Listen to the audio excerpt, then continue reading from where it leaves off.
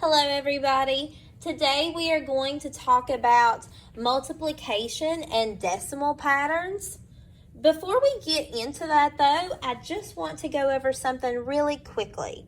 If I wanted to say this number out loud, I would say 10 and 13/100ths. Now, let me move my decimal to the right and let's see what my number is.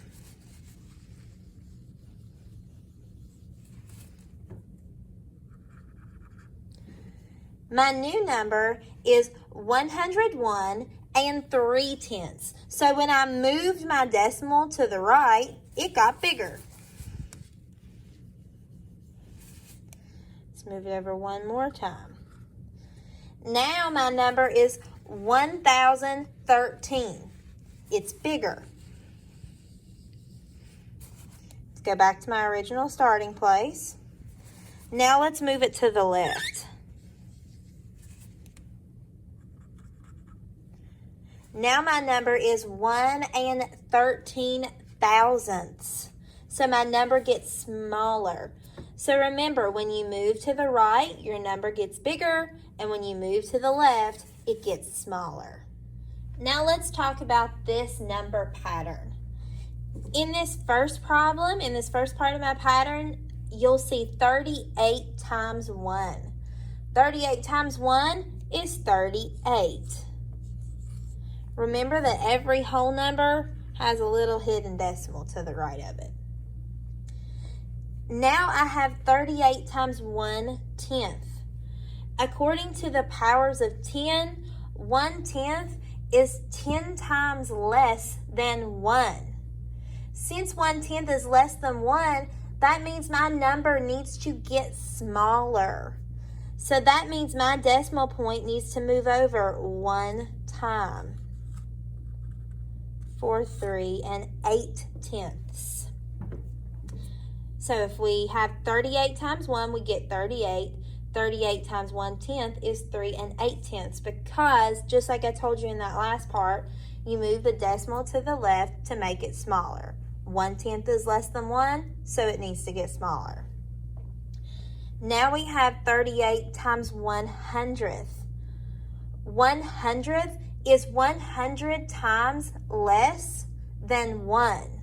So that means we need to move it over 2 spaces from my original number and 1 space from my second number, because 1/10 is 10 times, 100th is 10 times less than 1/10.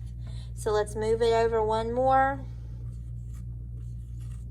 and we get 38/100ths. So you're simply moving the decimal to the left each time because it's getting smaller. Here we're multiplying the powers of 10 by decimal numbers. So in our first problem, the first part of our pattern, we see 1 times 3 19/100ths. The answer to that is just 3 19/100ths. Now we have 10 times 3 19/100ths. 10 is 10 times greater than 1, which means my number is getting bigger. So that means I need to move my decimal to the right, because my answer will be bigger. Now we have 100. That is 10 times greater than 10 and 100 times greater than 1. So I need to move this decimal over twice. And when I do that, I get 319. You can stick that decimal point there if you need to, but you don't have to. Now we have 1,000. Same thing. That means I need to move it over 1, 2, 3 times.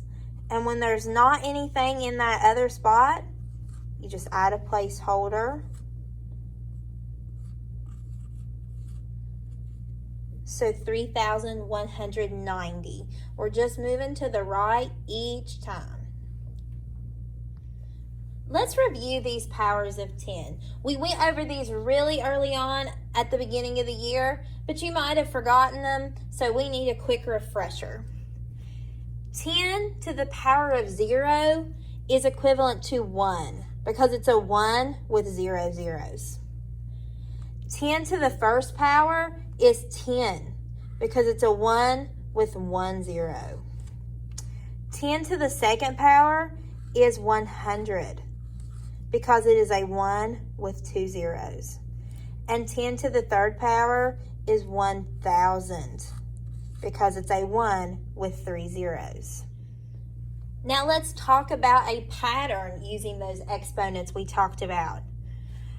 45 and 6/10 times 10 to the power of 0 is just like saying 45 and 6/10 times 1. And that is 45 and 6/10. Remember 10 to the first? That's just like saying 10. So 45 and 6/10, I know my number is getting bigger. It is 10 times greater, so that means I need to move my decimal to the right 1 time. And I get 456. 10 to the second is just like saying 100.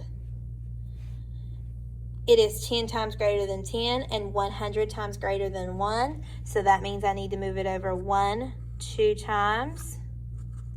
I get 4,560. 10 to the third is just like saying 1,000. 1, 2, 3. And I would get 45,600. So remember, you're just moving that decimal point to the right. You're moving it to the right because it's getting bigger. Now let's review that decimal pattern one more time before we practice some more. 1 times 6,391 is 6,391. Now we have 1/10. That is 10 times less than 1. So that means, and remember, every whole number has a decimal point. That means my number is getting smaller. That means I need to move my decimal point over 1 time. So I get 639 and 1/10. Now I have 100th times 6,391. 1, 2, because it is 10 times less than 1/10, and it is 100 times less than 1. So that means we need to move it twice, and we would get 63 and 91 hundredths. So it's getting smaller, so I'm just moving it to the left each time.